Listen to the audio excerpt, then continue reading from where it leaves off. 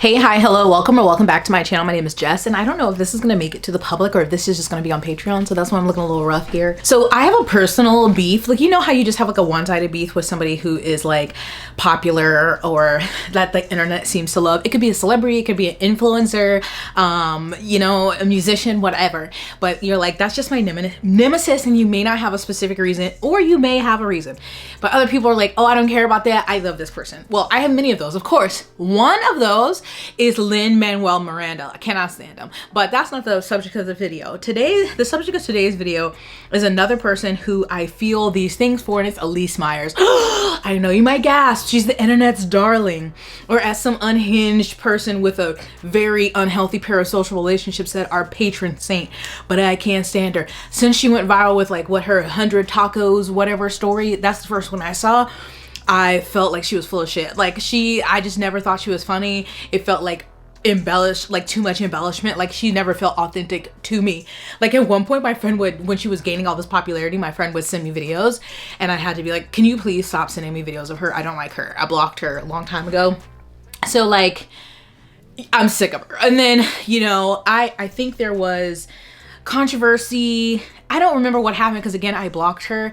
I don't know if it's that she was like deleting comments about Palestine or something, or maybe she just didn't say anything, which I have like mixed feelings on that. Not mixed feelings on that. I feel like I want people to say stuff like that. Like I want them to speak up about things, but also I don't depend on people who are famous or influencers or whatever to be my moral compass. I don't know. Anyway, I just never liked her. What I saw of her, what I perceived of her as a person. So apparently when I was in the bookstore maybe a couple weeks ago, I saw that she had a book and I was like, ugh. But I mean, really, they're giving anybody a book deal now who they think they'll sell. It's not because there's quality writing or a story that needs to be told. Anyway, so that's what brings us here. So someone posted, I think this was on Threads, and so, you know, Threads also posts to Instagram, so it might have been on Instagram, about the book. The book's called That's a Great Question I Love to Tell You, and it has Elise Meyers, her face on the cover, whatever. So the person post, no, I'm so sad I don't like this book at all. Has anyone else tried reading it? It's not at all like the stories she tells in her videos. I'm on the 5th essay and I think I have to stop reading it. Note, I would believe it because the stories she tells in her videos are probably fake, like her. Anyways, this person did not tag the author, okay? But Elise Meyers says, Instagram decided to put this on in my feed as a post I might like. So now I'm here. I'm bummed you don't like it, but not at all offended. Everyone has different tastes in books and that's okay. Please feel free to return it. So then later I found that she had replied more. So she had her original repost or whatever, but then under the thread, she had 3 more responses. So I'll read those to you. I'm bummed you didn't love it or connect with it. Please feel free to return it. If it isn't something you'd be proud to recommend to someone, the book was always going to my life.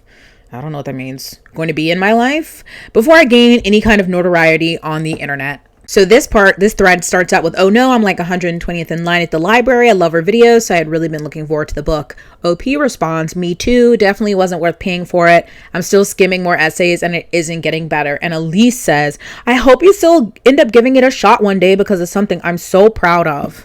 Lastly, someone says, I listened to the audiobook. There were a few parts that made me laugh out loud, but overall the anxious rambling was distracting. I understand that this is what her mind literally does and other people relate to it, but I did not. I'm glad she found her person though. And Elise responds, thanks for trying to stick it out. Girl, get out of here. And then of course there are a lot of people who are like mad at the original poster.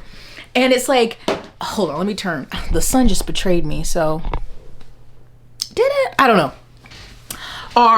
Then of course there's people who are being mean to the original poster, saying like, why would you post this? But then there are a lot of people who are like, you are not incorrect. You are free to share your opinion about a piece of media that you did not enjoy or that you did enjoy. You did not tag the author. You didn't send this to the author. So like, you are fine. Okay, now it does look like it got darker. So of course people who are Elise Meyers fans, obsessed with her, are like, oh, our patron saint, she's so kind, what a wonderful way that she handled this. And then other people who have a rational brain are like, she shouldn't have responded at all. Like, it sucks that you saw it, but like, you know, say no or don't recommend, you don't want to see it, and keep moving. That is not an invitation for you to come into that, under that post, or I think she like reposted it. So I think it's on Threads, like She either replied or reposted it and like, you know, quote tweeted it or whatever. But you see that, unfortunate, move on. You know there's going to be people who don't like your work. Okay. No one, you shouldn't have to see it, but it is like there's no designated specific apps. You know, things are going to overlap. I'm sure that people on TikTok may get a glimpse of a negative review of their book if you're on YouTube, but that's when you're like, oh, nope, don't want to see that, and keep going, not make a post about it. So that's just been a back and forth all week of these people being like, oh, but Elise is just so great and so perfect and so wonderful. She reacted so wonderfully. If she had reacted wonderfully, we wouldn't have seen a reaction at all. She would have just gone and scrolled past it like a normal person. Don't do it. Don't do it. Stop typing. Don't do that thing where you heard me say normal person and then you're going to launch into this I'm being ableist thing because she has neurodivergence and different. Don't do that. You know what the fuck I mean. But her followers are so fucking weird, and I just wanted to rant about it because the parasocial relationships in general, it's just so odd. I think we all have them, where you feel a connection to somebody, like that's why you watch their content. Maybe like they do vlogs and it just feels really cozy, or it feels like you're talking to a friend, or people do funny videos on the internet and you just feel like, oh, you know, we have similar interests. But I think there's a point where it goes a step too far and it's like, okay, y'all are not okay. And that's how I feel about a lot of the people who like people like Elyse Meyers. And yeah, I've just never liked her, and I just feel validated in not liking her, because that's one of my favorite things is when there's a person that everyone loves and I'm the only person who doesn't like them. I live for the moment when they finally do something or people are like, okay, that wasn't a good look. And I'm not saying I'm out here like praying for their downfall or destruction. I just like for some people to be like, oh, maybe you have a second thought about this person you thought was perfect. At least get a hairbrush, okay? And there's also just a lot of things that come with it, because if you say anything, if you ever criticize anything that she does or anyone like her who maybe who may be neurodivergent, they want to claim that as an excuse or like a reason you can't critique somebody or say something about somebody. And I need us all to stop fucking doing that. Okay, let's stop doing that. Some of the replies about Elyse Meyers. I beg your finest pardon? Who on earth could be mad at, well, they said Miss effing Rachel, which, you know, valid. I don't know how anyone's mad at Miss Rachel. And the sweet angel who is Elyse Meyers, spare me. Then, of course, Miss Rachel and Elyse Meyers are the people you need to be mad at right now. I would argue those people are very separate. I don't know why you're grouping Elyse Meyers and Miss Rachel. Miss Rachel, that's a queen, okay?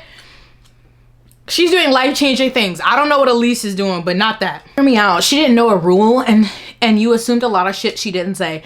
This woman literally has been beyond open about her anxiety, OCD, and ASD, and y'all went and applied an unspoken neurotypical expectation to a neurodivergent person. That right there. No, that's an excuse and that's bullshit. There are numerous authors who have varying levels of neurodivergence, right? Different mental illnesses that would make them neurodiverse, who get into the author role and really learn the tricks of the trade, what to do, what not to do. Also, I feel like this just comes from, even if we're getting out of the author versus reader space, this is something that people with very large accounts have to be mindful of. She has like, I don't know where her following is, because I don't know if she's on TikTok anymore, so I don't know what her following is on Threads, what it is on Instagram. It's probably in the millions. So when someone posts a thing, even though the reader's post was not overtly negative and did not tag her, so you see that, and then you're going to post that to your followers who you have millions coming to a regular person, there's a power imbalance there. So you can even take the author part out of it. And I'm so sorry that you don't get to use I'm neurodivergent as an excuse. You don't. And I'm so sick of that, because I bet you had that been a black woman, this would be a different conversation. And yes, I'm going to take it there because it always comes back to that, because she can be this, I don't brush my hair, I don't dress myself up, I'm just a regular girl, white girl, and be okay. But if that was a black woman, then there would be a hell to say about her appearance and what she's doing and how she approached this and her talking to that person, even if she was neurodivergent. Some people on Threads really put it into words better than I can explain about how people weaponize their neurodivergence. So I'm going to read those. The Elise Meyers situation is another example of how white women infantilize each other and will excuse unexcusable behavior. If that was a person of color, the response would not have been so kind. She never called her fans to order. She never made a post saying, hey, don't go after her. She got exactly what she wanted. She's trending. This is a woman who has grown her social media to millions of followers. Don't act like she doesn't know what she's doing. She's a grown-ass woman. This person also was the one who pointed out that she commented 3 more times on that post, and not once did she tell everyone to calm down and leave OP alone, but she did passively aggressively tell her to return it if she didn't like it. The Elise Meyers problem is the Lena Dunham problem, is the Mayim Bialik problem. Anytime a quirky, plain-looking, mediocre white woman doesn't perform traditional femininity, other mediocre white women hoist her up as a feminist icon and grant her power and influence she did not earn and does not deserve. Newsflash! Women who wear jeans and sneakers and don't brush their hair can be shitty people too. Raise your fucking bar. Blame it on the Red Bull, but I would lump Taylor Swift in with these women. Obviously, she's in a different industry and she has written a lot of songs that are successful, and I'm saying that as somebody who has enjoyed some of her music, but I don't get the like stan level obsession that people have with her. But I see a very similar parallel with her and her fans, where she's like this average white girl who can write some catchy songs because she cannot sing that well. She can't dance. Her style is atrocious. So like, I don't know what it is besides, ooh, basic white girl, I see myself in her and therefore she can do no wrong and no one can critique her. She's my feminist icon. Across her various platforms, she has 7 million followers, a fan base she carefully cultivated and has performed mob behavior before, big power dynamic. She's traditionally published and has access to PR teams, etc. If her autism means she can't conduct herself safely online, her team should address that. I'm really sick of people using autism, neurodivergence as an excuse. It's not neuroaffirming, it's infantilizing. As a disabled person, I can confidently say it does not give us a free pass. Other things to consider: a racialized person wouldn't be given the same level of hysterical protection as this white lady. She is a first-time author and said she wasn't aware of the etiquette but hasn't addressed it since being informed by several sources. In fact, in the same thread, she was cheering on other fans who had made it through her book. Any kind of art needs to have space for people to consume it and react without having to discuss that reaction with the creator. It's probably important to note that Elise hasn't used her autism to excuse this, that I'm aware, but there's been armies of people shouting, but she's autistic, it's not fair. Sometimes disabilities totally do impact our ability to follow social norms. It doesn't mean we are exempt from following them. Removing our obligations from society signals we aren't expected to operate safely, so we aren't really a part of society. It's not okay. We need to be here too. Also, when I say we aren't exempt, I don't mean we are supposed to magically have access to skills, etc. I mean we are helped to identify the issues and given support or scaffolding to deal with them. That might look like paid help. Business consultants or health professionals, unpaid help, friends, family, colleagues, behavioral tools we implement, blocking certain terms online, considering time limits, timeouts after meltdowns, asking for help with accommodations. Okay, last one, and this thread mentions someone that I'm not aware of, but if you look at Elise Meyers and Kaylin of Kaylin's autistic angle, you will see they're using their audience to achieve the same results. Y'all are coddling grown white women because of how you perceive them, and deep down y'all are still ableist and think autism turns everyone into an infant who needs defending and who have no agency and understand no social errors they make. This is a white woman specific thing, even though it often extends to white men. Elise being nice nasty in her original comments, and then in the comments of the post about her, and her audience eats it up. It seems like they can't imagine a world where Elise wasn't just being kind, even though she hasn't been as prominent in the comments of nice reviews. And she was being intentional. On the original review of the book, she made her comment and her audience ate up those comments. Then someone called her out for that and she commented on their post and 900 comments followed. Kaylin is on her Facebook saying the backlash she got was hate. She's asking why people didn't DM her, even though people did, saying pages only got attention for these call-outs, despite them mostly coming from autism advocates who have years on Caitlin. She's getting DMs like, keep your head up against the haters, when she's actually just receiving criticism, and how she herself says she engineered her video saying high support needs people get all the attention in the community. You all are not in a diverse community with neurodivergent people, and especially not diverse communities of autistic people, and that's the problem. Every day, Black, Indigenous, and people of color, autistic creators advocates are held to different standards and are essentially asked to talk about autism without allowing them space to be autistic. Their autism is quirky, that's okay. They love to see you dress different and have widgets. But if they make any mistake or show big emotions, their diagnosis is thrown out. This is not me saying we shouldn't make accommodations for people on social media who have different support levels, different understandings of social media, etc. I'm actually advocating for that grace for Black, Indigenous, and people of color creators especially. But what I'm also pointing out is the evidence of these two white women being very intentional with what they did and rightfully receiving critique or backlash, but that being swept under the rug because they're autistic. They don't understand. This time they did. And this is the last thing I'll say on this. This is someone said, authors are people too. I promise you are not going to win a fight with the internet regarding our literal patron saint. She will carry her words and feel bad about it for years. You don't have to like her book and you can think her response is weird if you want, but she's a wonderful person. So lay the fuck off. Literally, like this person said, please get a grip, you goddamn weirdos. Your patron saint, she will carry your words and feel bad about it for years. So do other people that y'all are mean to on the internet, will they not read your comments and feel bad about it? Nobody. I'm not saying that people need to go in here and disparage her and call her out of her name and all these things. But addressing something like this is not a thing to do. This is not a good thing to do, to go and quote a reader, blah, blah, blah, blah. Or bringing all of your followers to someone who has a very small account is not a good thing to do. Y'all are nasty to regular people every day on the internet. You don't think people will read those words and carry it with them?